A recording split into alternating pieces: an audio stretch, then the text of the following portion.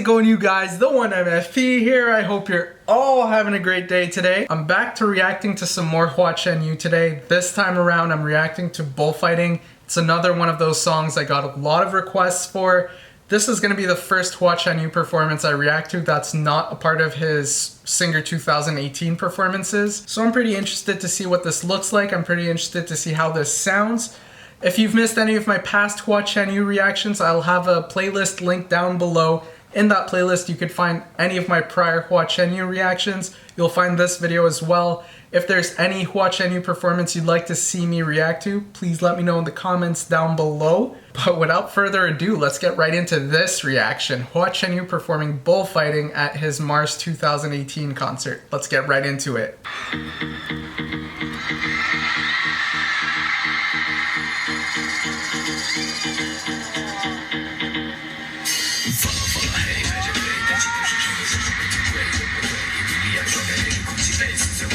It kind of reminds me of a Marilyn Manson song.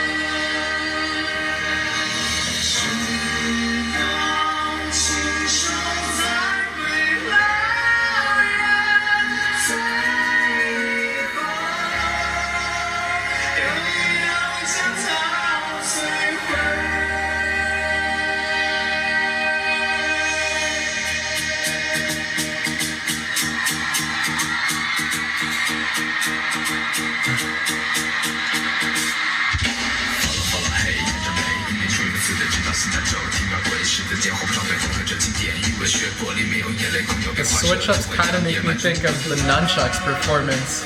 It's really impressive.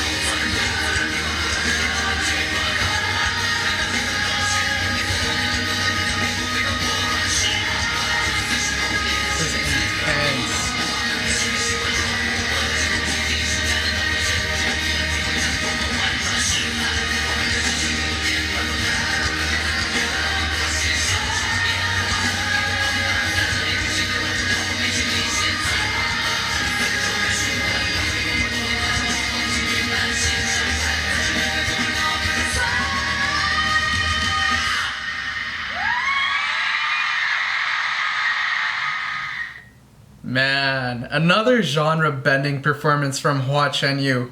A lot of this kind of brought me back to Nunchucks. That was the first performance I saw from Hua Chenyu.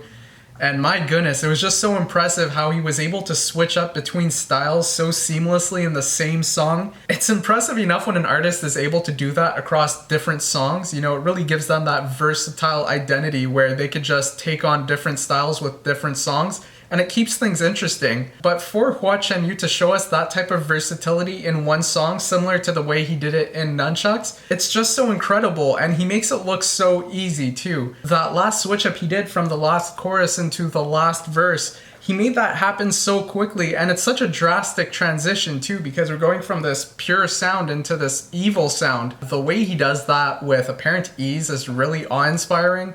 And it leaves a lasting impression, because if I think back to that Nunchucks performance, it was this type of thing that really caught my attention. There's a lot of different things that he does that are really impressive, but those quick and seamless transitions show us just how versatile Hua Chenyu can be. If you're new to his work, I think that's the thing that's going to stand out the most, because it's pretty unique. If you're a returning listener, if you're familiar with Hua Chenyu, I don't think this could ever get old for that same reason. It's really unique. It feels special. It feels like it's part of Hua Chenyu's identity as an artist. You know, just the fact that he's able to pull that off, just the fact that he's able to be that versatile.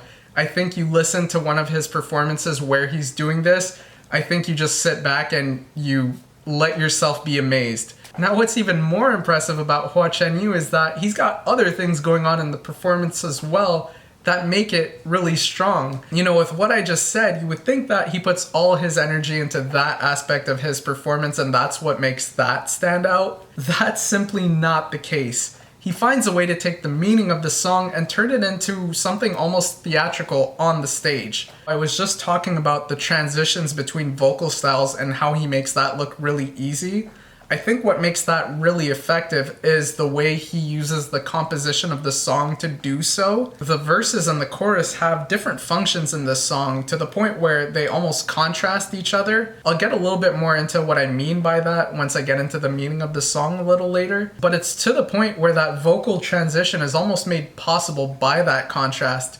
And because of that, because of how important the contrast is to this song and to its meaning, in my opinion, he finds different ways to bring attention to that contrast. The vocal style is one of them. The lighting change is another one of them. We go from these flashing red lights that definitely catches our attention. It kind of makes us feel uneasy, I would say, especially when you consider the subject matter of the song. But then we go into this chorus where the vocal style is no longer evil sounding and the lights are not strobing anymore. We don't have flashing red lights. Instead, we have clear lighting. It's just white, and it feels like it's easing the tension a little bit. At that point, we have the lyrics of the song, we have the lighting, and we have his vocal style that just fits so well together to create this separation in the song. There's a lot of things going on here, and in a lot of cases, that would feel overwhelming and confusing.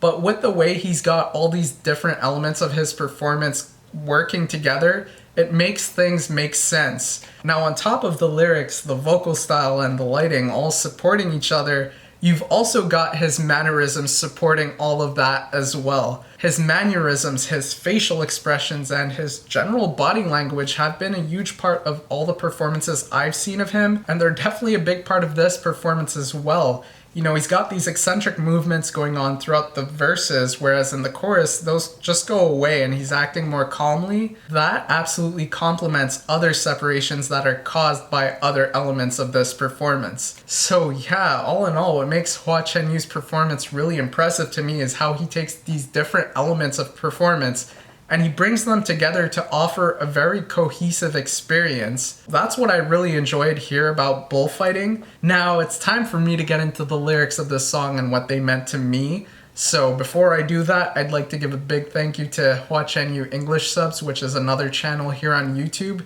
They translate these Hua Chenyu performances into English, which allows me to, understand what's being said in the performances. Beyond that, they also translate my videos, making it possible for non-English speakers to understand what I'm saying. So thank you, Hua Chenyu English Subs. Now let's get into this. Verse 1, what I found really interesting here is the repetition.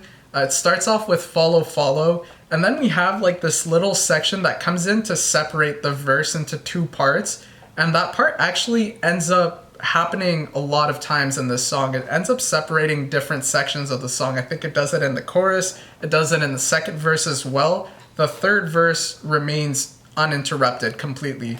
So the part I'm talking about is Mer, follow us, Mer. Mer is supposed to be the sound of the bull, whereas follow us, that's something that's being repeated from the beginning of the verses, which is really interesting here. But I'll get back to that in a minute. What I do want to say right now is that repetition of follow at the beginning of the verse, follow, follow, and the way he sang that in a really low tone, it made me think of Marilyn Manson, and the song I was thinking of was This Is the New Hit. So that definitely caught my attention. It's another one of those things that Hua Chenyu has in his repertoire, I guess, you know? He could also do this. But anyways, coming back to the lyrics, follow, follow, hey, bullfighters parade in the name of fighters, the chivalry of the seigneurs never dies. This first verse is there to introduce the listeners to the setting. The song is called Bullfighting, so as you can imagine, we're going to be talking about bullfighting. So they're introducing the environment and the bullfighters. And what's interesting about how they do that is, you know, the way they're introducing these bullfighters. They say things like concealed strategies are valued. I'm going to come back to that later. It feels like this is multiple times I'm saying this. I'm going to come back to something. I hope I remember everything. Anyways, the air has been shredded under the scorching sun. Tens of thousands of people dance and celebrate. Then we have this section that breaks up the first verse where he says, Mer, follow us, Mer. And Mer is the sound of the bull.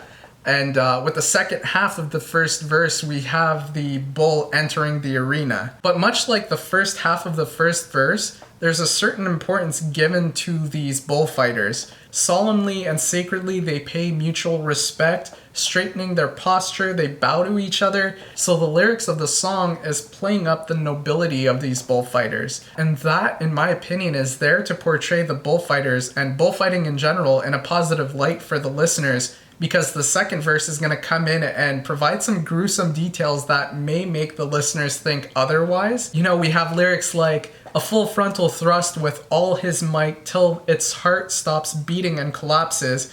The heart we're talking about here is the heart of the bull. Sword with a crosspiece is readied should a last blow be necessary, mixed with the aftertaste of the feast. There are no tears in the pools of blood. The bull is dragged by a flower-adorned cart, savagery on full display. So, you know, even by the end of the verse, we have some judgment here. But more importantly, as a listener, you're hearing what's being said here in this verse and you're thinking this is violent. You know, bullfighting is being portrayed in more of a negative light, as are the bullfighters. You know, you might be thinking that they're heartless as you're listening to that. So for the third verse to make sense, it was really essential for that first verse to be there. The third verse is one that uses bullfighting as a metaphor for life and human behavior. The contrast between verse 1 and verse 2 is so important to that. With verse 1, we had more of a positive perspective on bullfighting with words like chivalry used. You know, you think of chivalry, you're thinking of something positive. We have people dancing and celebrated. We have strategies. But, you know, verse 2 is there to show us that there is some violence involved as well. And if you look at it from a different perspective,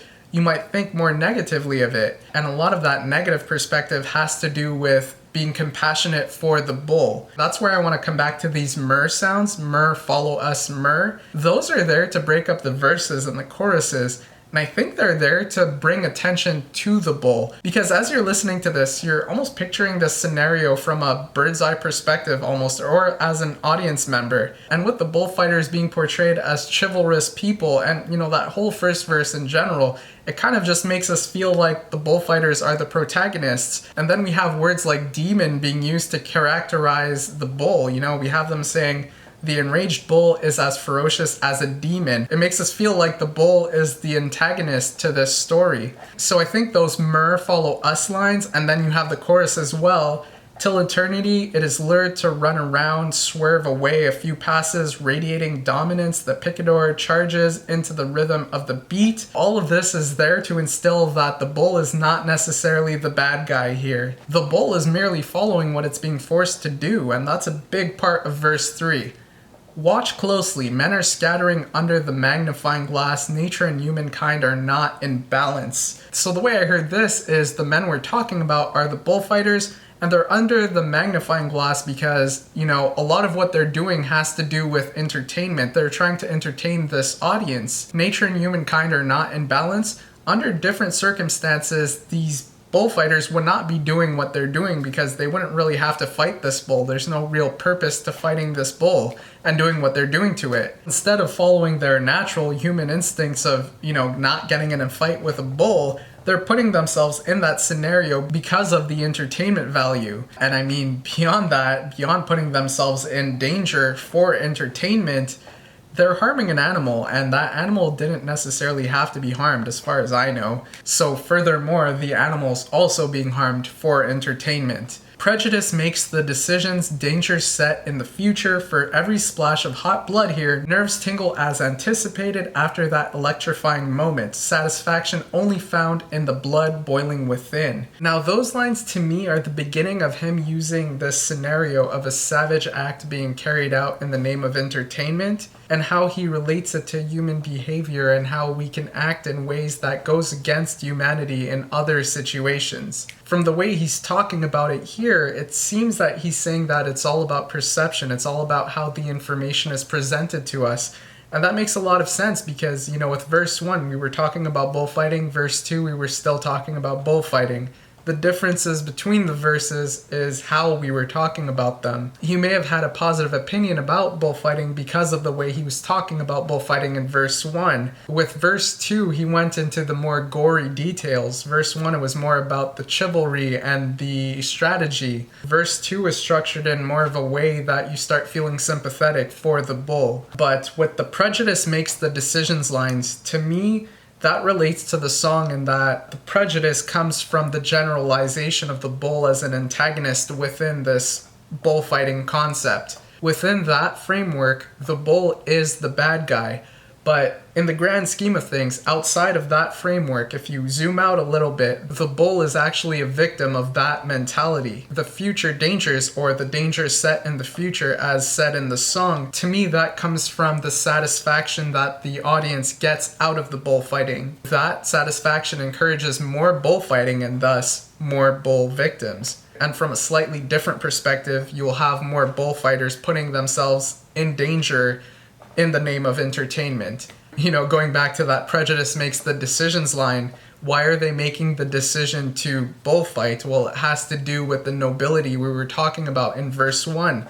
They're perceived in a positive way. So a person may be encouraged to become a bullfighter despite maybe being against the acts carried out in bullfighting. It has to do with the status that comes with being a bullfighter. So that notion is going to have a major impact on, you know, future bullfighters' life. The reason they're doing what they're doing has to do with this perception of what bullfighting is, the positive perception of it at least. And with the last few lines of that section, nerves tingle as anticipated after that electrifying moment, satisfaction only found in the blood boiling within. To me, that's just describing how people get hooked on bullfighting. It's kind of like the story where the bullfighters are the protagonist, whereas the bull is the antagonist. The obstacle that the bullfighters have to overcome here is the bull.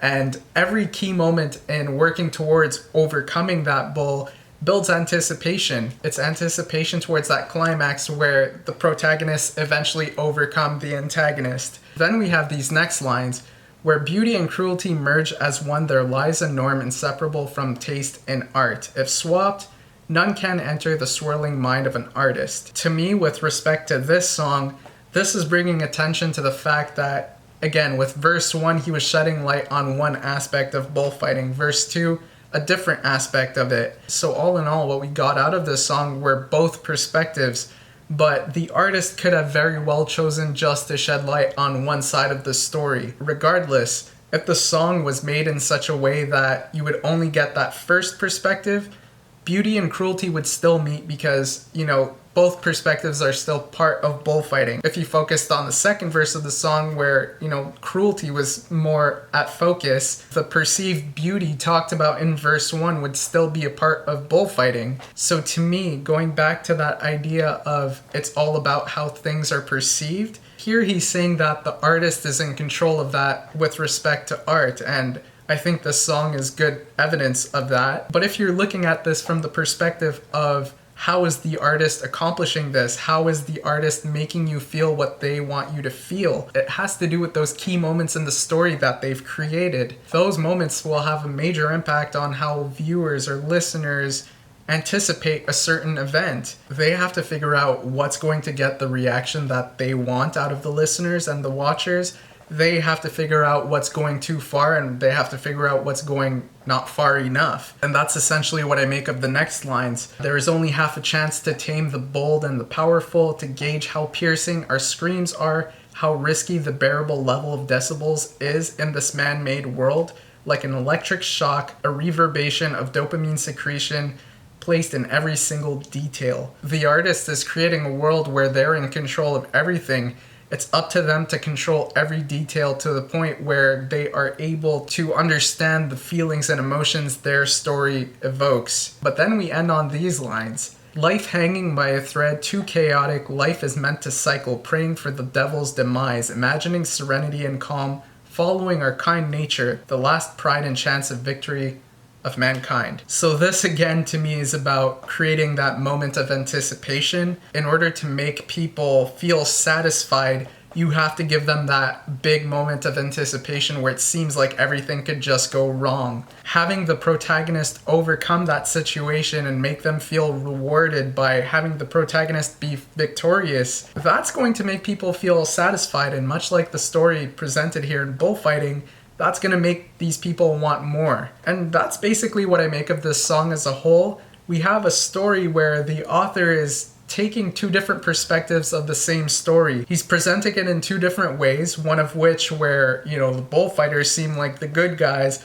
whereas in the second verse it kind of seems like the bullfighters are more bad guys, whereas the bull is just this victim. With verse 3, Hua Chenyu brings to our attention the ways in which the artist can take control of a story and can affect the way you feel about a story. At the end of the day, regardless of how the artist chooses to portray bullfighting, bullfighting is bullfighting. The way you think of it will depend on how the information is presented to you or based on the information you find. In a story, an author or an artist is in control of that. In everyday life, who is in control of that? On an individual basis, we are all individually responsible for it. Our circumstances are based on a variety of things, and how we interact with people is also dependent on a variety of things, and how people respond to us also dependent on a variety of things. That to me is definitely brought up by the too chaotic line in that third verse. There's just so many possibilities of how things can go, and you can't really be in control in that scenario. So what brings people together in wanting more where cruelty exists